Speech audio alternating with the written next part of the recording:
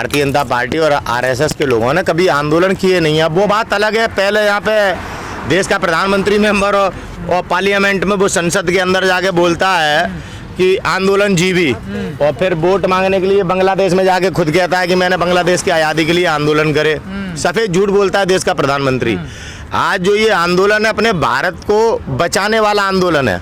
आज देश की सत्ता पे बैठे प्रधानमंत्री मोदी हमारे देश को हर तरह से बर्बाद कर चुके हैं। बहुत अच्छे अच्छे सपने दिखाए। नहीं, आपका आंदोलन तो सही चल रहा है, क्या खतरा आपका? हमारे आंदोलन पे कोई खतरा नहीं है, केवल ये उल्टी सीधी बयानबाजी करके देश के नागरिकों को भ्रमित कर रहे हैं, किसानों के अंदर डर पैदा करना चाहते हैं। ये इनकी बेवकूफ़ी है। देश का किसान डरपोक नहीं है, देश का किसान ईमानदार होता है, कायर नहीं होता।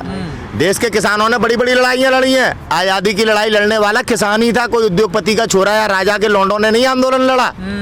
समझ में आई? आंदोलन गरीबों ने ही और मजदूरों ने ही लड़ा था आज़ादी का।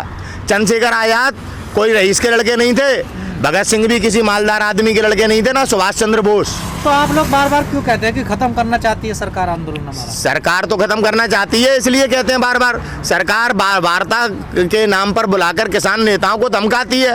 आप देखिए जो किसानों ने 26 जनवरी में ट्रैक्टर यात्रा निकाली, वो ऐतिहासिक यात्रा है। दुनिया जब देखेगी तो याद करेगी उस यात्रा को, किस तरह से इन्होंने झंडे के नाम पर गंदी राजनीति करके साजिश करके बर्बाद किया। 28 तारीख को आंदोलन उठाने का प्रयास नहीं किया क्या सरकार ने बलपूर्वक? तो क्या अब भी हो सकता है क्या? सरकार बलवान होती है, सरकार ताकतवर होती है, वो अहंकार में अपनी ताकत का दुरुपयोग करती है। लेकिन मैं बता देना चाहता हूँ कि आंदोलन अगर यहाँ से उठाया जाएगा तो पूरे देश में आंदोलन होंगे, और इसके दुर्गम परिणाम है ना, ये धनगर जैसे टूटे फूटे नेताओं को भुगतने पड़ेंगे। आज हरियाणा में खट्टर है जो मुख्यमंत्री अपना हेलीकॉप्टर नहीं उतार पा रहा है। ये जनता का आक्रोश है कि उस सूबे का मुख्यमंत्री अपने ही राज्य में हेलीकॉप्टर नहीं उतार सकता। तो आपको एहसास हो गया कि पावरफुल होती है सरकार? सरकार तो हमेशा से पावरफुल होती है, इसमें एहसास होने की क्या बात है? सवाल आप ऐसे मत करिए जो बेबुनियादी हो। सरकार पावरफुल कब नहीं होती? नहीं, आप तो नहीं कहते थे पहले सरकार, लेकिन जनता से ज्यादा लोकतंत्र हमारे देश में, हमारे देश के नागरिकों से ज्यादा बलवान नहीं है सरकार। समझ में आई? सरकार बलवान होती है। यहाँ से आंदोलन उठाने में 2 मिनट लगेंगे सरकार को, लेकिन इस आंदोलन को उठाने में जो देश में आग लगेगी उसे बुझाने के लिए नरेंद्र मोदी जी को दूसरा जन्म लेना पड़ेगा ना, तो भी नहीं बुझा पाएंगे। धमकी दे रहे हो सरकार? धमकी नहीं दे रहा, वास्तविकता बता रहा हूँ। समझते हैं मोदी जी, समझते हैं शाह जी, गुंडागर्दी गुजरात में चल सकती है, भारत के ऊपर नहीं चल सकती। इस धनगर को भी बता देना चाहता हूँ, हरियाणा में घूमने की औकात नहीं, और आंदोलन सही वक्त पे चले जा ज्ञान देने आया। देश डुबा दिया, हरियाणा का व्यापार कर रहा है, हरियाणा बिक रहा है, बेरोजगार नौजवान सड़कों पे खड़ा हुआ है। आज खाद पे 700 रुपए बढ़ा दिए, यही 2 गुना आय के वादे करते थे, जो आज हमें ज्ञान दे रहे हैं कि आंदोलन सही समय पे। आंदोलन किसी के बाप में दम नहीं जो उठा ले। यहाँ से बलपूर्वक आंदोलन उठाया जाएगा ना, तो उसके दुर्गम परिणाम पूरी भारतीय जनता पार्टी और आरएसएस को भुगतने पड़ेंगे, चाहे 1947 जैसी ही फिर क्यों ना इस देश में लड़ाई लड़नी पड़े अपने देश को आज़ाद कराने के लिए इन पूंजीपतियों से। आज पूंजीपतियों का गुलाम बन चुका है देश। इस सच को एक्सेप्ट करना पड़ेगा। अगर आप इस सच को एक्सेप्ट नहीं करेंगे तो आगे आने वाले दिनों में आप ही अपने बच्चों के भविष्य के जिम्मेदार होंगे कि आपने अपने बच्चों को गुलामी में छोड़ा। टीकरी बॉर्डर पे किसान बड़े हैं, कई हजार किसान आए हैं पंजाब से, क्या गाजीपुर बॉर्डर पे भी आएंगे? हाँ, अब चुनाव खत्म होने दो, अभी गाजीपुर बॉर्डर पे देखना। अभी हमारे जो उत्तर प्रदेश में चुनाव चल रहा है, प्रधानी का, जिला पंचायत का, बीटीसी का, ये किनके चुनाव है? ये किसानों के चुनाव है। किसान अपने चुनाव में अपनी ताकत को बढ़ा रहा है। ठीक है, सरकार तमाम तरह से षड्यंत्र करके लोगों को घरों में बंद करके लॉकडाउन के नाम पे डिब्बे बदल के अपनी जीत करना चाहती है। देश को बताना चाहती है कि किसान ये नकली है, जिस प्रकार से हवा बना रहे थे।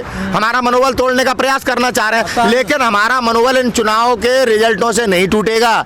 हम रोटी की लड़ाई लड़ रहे हैं, अपनी जमीन बचाने की लड़ाई लड़ रहे हैं। आज प्रधानमंत्री कह रहा है, पेपर में मैंने पढ़ा है कि जहाँ जहाँ पे भंडारण हो रखा है वहाँ पे से छापा मार के भंडारण को खत्म किया जाए। और जो कानून बनाया है किसान के नाम पे, इसमें भंडारण को इन्होंने छूट दे दी है, अपराध की संज्ञा से बाहर कर दिया है। इनके दोहरे चरित्र को समझना पड़ेगा। अपने लाभ के लिए, उद्योगपतियों के लाभ के लिए काम कर रहा है देश का प्रधानमंत्री। तो आपका एहसास हो गया हार रहे हैं चुनावों में? कौन? आप लोग। हम क्यों हार रहे हैं चुनाव में? आप कह रहे हैं ना, वो ईवीएम है ना, कि चुनावों से कोई फर्क? ईवीएम है ना, इसलिए कहना पड़ रहा है। जब चुनाव आयोग अपनी विश्वसनीयता खो चुका है, जब देश की न्यायपालिका सुप्रीम कोर्ट अपनी विश्वसनीयता खो चुका है, हम किस पर विश्वास करेंगे? जो देश का प्रधानमंत्री निरंतर झूठ बोलता हो, देश का गृह मंत्री गुंडा हो, उत्तर प्रदेश का सीएम गुंडा हो, हम किस पर विश्वास करेंगे? कौन सी प्रणाली पे आप विश्वास करेंगे? जब किसी पे विश्वास नहीं, फिर रास्ता कैसे निकलेगा? रास्ता निकालने के लिए तो आंदोलन हो रहा है। ये कोई बकवास के लिए थोड़ी हो रहा है। यहाँ पे सब बाल बच्चेदार बैठे, कोई रड़ुए नहीं बैठे जो देश चला रहे हैं। ऐसे सबके परिवार है, बच्चे हैं, सबके पास बीवियां हैं, लेकिन आज अपने देश को बचाने के लिए आंदोलन कर रहे हैं। पर किसी भी मसले का तो डायलॉग से हल निकलता ना, बातचीत से हल। बातचीत सरकार कहाँ करती है? बातचीत के नाम पे तो सरकार धमकाती है। क्या पूरे देश ने नहीं देखा? पीयूष गोयल हमारे किसान नेताओं को धमकाते हैं। बनियाओं की इतनी औकात हो गई कि जाट समुदाय के लोगों को, सिखों को, राजपूतों को धमकाएंगे, ब्राह्मणों को धमकाएंगे और कहेंगे मैं बनिया हूँ। इस प्रकार की गुंडागर्दी नहीं चलेगी हमारे देश में। ये लोकतांत्रिक देश है। बिरादरी वाली बात अमित शाह करते हैं, उन्होंने बोला नहीं मैं बनिया हूँ, हिसाब किताब रखता हूँ। हम राजपूत हैं, हम भी हिसाब किताब रखते हैं। बनिया की टेटिया पे लात रख के हिसाब किताब ले लेते हैं, क्योंकि हम राजपूत हैं। हम हिसाब देते नहीं, हम हिसाब लेने वाले लोग हैं। याद रखियो और अमित शाह को बता दियो अगर पहुंच हो तुम्हारी तो वो नारा आपका सब खत्म हो गया कि सब एक हो गया, कोई जात, सब एक है, कोई धर्म नहीं, सब एक है ना। तोड़ने का काम तो तुम्हारे अमित शाह और मोदी जी करते हैं।